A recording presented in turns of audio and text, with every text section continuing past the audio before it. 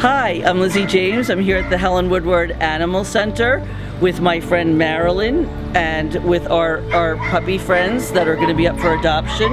Marilyn is going to share with us what she does here at Helen Woodward. Yes, we are a 12-acre, 46-year-old facility here in the heart of beautiful Rancho Santa Fe. We adopt out close to 4,000 animals per year. We've got a variety of programs here that help not only pets but also people.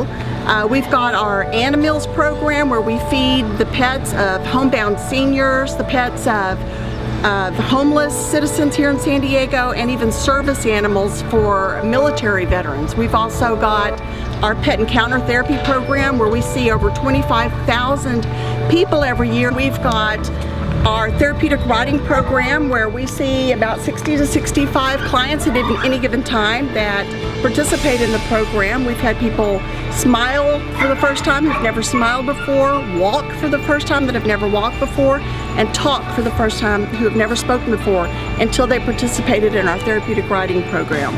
We have been partnering with Lizzy James for a number of years now. They have been wonderful, huge supporters of the center.